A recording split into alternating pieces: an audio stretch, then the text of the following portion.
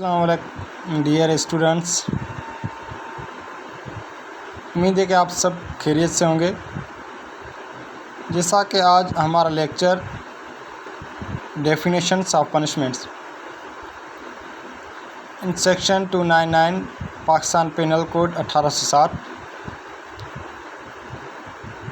सबसे पहले आप हमारा यूट्यूब चैनल लॉ लेक्चर को सब्सक्राइब करें और साइड में बेल आइकन क्लिक करें ताकि आप सबको हमारा न्यू लेक्चर का नोटिफिकेशन मिल सके। और आज हम सेक्शन 299 पाकिस्तान पेनल कोड 1860 उसको डिफ़ाइन करेंगे। उम्मीद है आप सबको हमारा लेक्चर समझ में आएगा और पसंद आएगा। सबसे क्लास पहले है adult means a person has attend the age of 18 years. Adult उसको समझा जाएगा जिसने 18 साल की उम्र पाई है। कानून के मुताबिक, लॉ के मुताबिक जो शख्स 18 साल का है वो अडल्ट कहा जाएगा, क्लास ए। उसके बाद क्लास बी, सेक्शन 299 डेफिनेशंस में क्लास बी अर्श या अर्श को डिफ़ाइन किया गया है। Means the compensation specified in chapter to be paid to the victim or his heirs under this chapter. या अर्श की कंपनसेशन स्पेसिफाइड की गई है, जो अर्श वो ऑफेंडर को सज़ा दी जाएगी और ये जो कंपनसेशन है वो ऑफेंडर विक्टिम को पे करेगा या विक्टिम के हेयर्स को पे करेगा इस चैप्टर के मुताबिक। इस चैप्टर में class C, authorised medical officer means a medical officer or a medical board howsoever designated authorised by the provincial government. ऐसा मेडिकल ऑफिसर जो सूबाई हुकूमत ने मुकर्रर किया है, नामज़द किया है किसी शख्स को, किसी मेडिकल ऑफिसर को। उसके बाद क्लास डी, ज़मान means the compensation determined by the court to be paid by the offender to the victim or causing hurt not liable to अस। सबसे पहले तो हम इस डिफ़िकल्टी को ख़त्म करें, इस क्वेश्चन को ख़त्म करें। आई थिंक मेरे ख़्याल से स्टूडेंट्स को ये बहुत मुश्किलात सामने आती होगी। सबसे पहले अर्श में स्पेसिफाइड वर्ड यूज़ किया गया है और ऊपर, और उसके बाद ज़मान में डिटरमाइन। तो स्टूडेंट्स, डिटरमाइन का मतलब ये है कि ये कोर्ट के अख्तियारात हैं, डिस्क्रिशंस ऑफ कोर्ट हैं। फिनेंशियल कंडीशन देखकर कोर्ट ये कंपनसेशन लागू करेगी ऑफेंडर को। और स्पेसिफाइड, जहाँ वैल्यू जो है स्पेसिफाइड किया गया है, मुकर्रर किया गया है कानून के तरफ से, और यहाँ ज़मान का कोई वैल्यू मुकर्रर नहीं किया गया है।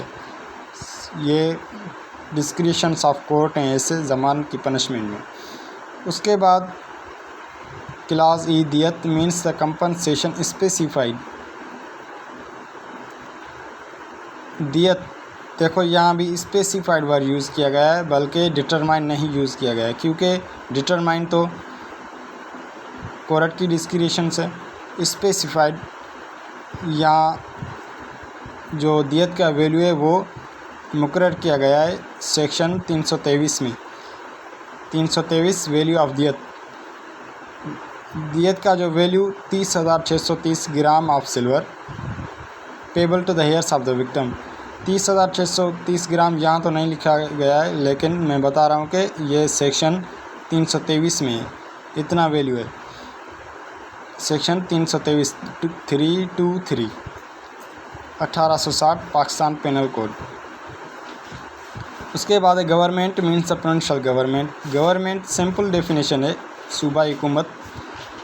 इखराज ताम मीन्स पुटिंग एनी पर्सन, किसी को मजबूर किया जाए, किसी को कंपेल किया जाए, हिज स्पाउस और any of his blood relations with in the prohibited degree of a marriage और फियर ऑफ इंस्टेंट डेथ और instant permanent impairing of any organ of the body or instant fear of a being subject to a sodomy or a zina bil jabr।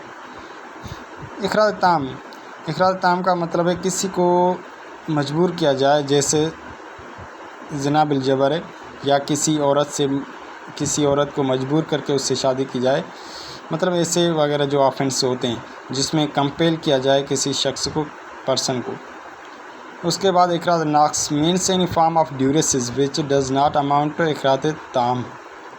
इकरार नाक्स, इकरार ताम का मतलब जिसको मजबूर किया जाए, इकरार नाक्स जिसके ऊपर तशद्दुद किया जाए, किसी को तशद्दुद किया जाए, मारा पीटा जाए, बांधा जाए रस्सियों में, तो उसको इकरार नाक्स मतलब किसी के ऊपर तशद्दुद करना। उसके बाद है minor means a person who is not an adult. ऊपर पहले क्लास अडल्ट में और यहाँ क्लास आई में अडल्ट और माइनर, तो इसमें बहुत सारे स्टूडेंट्स को डिफ़िकल्टी का सामना करना पड़ता है कि अडल्ट जो 18 साल का हो, माइनर जो 18 साल कम उम्र का हो, जैसा कि 10 ईयर का है या किसी 11 साल का है, तो उसको हम माइनर बोलेंगे। उसके बाद किसास मीन्स, उसके बाद है कत्ल जे means the causing death of a person, मतलब किसी शख्स की मौत। कत्ल का मतलब किसी शख्स को मारना। द कत्ल ऑफ अ ह्यूमन, किसी इंसान की मौत करना। उसके बाद एक किसास means a punishment by causing similar hurt, किसी शख्स को हर्ट पहुंचाया जाए बॉडी को। Convict as he has caused to the victim or by causing his death, किसी को हर्ट पहुंचाएगा और वो शख्स फौत हो गया, तो इसको किसास जो है पनिशमेंट एवॉर्डेड की जाएगी। और वो किसास कौन लेगा? उसके जो वली हैं, उसके जो वारिस हैं। वली का मतलब है यहाँ जो विक्टिम, जो फौती शुदा शख्स है, उसके वली।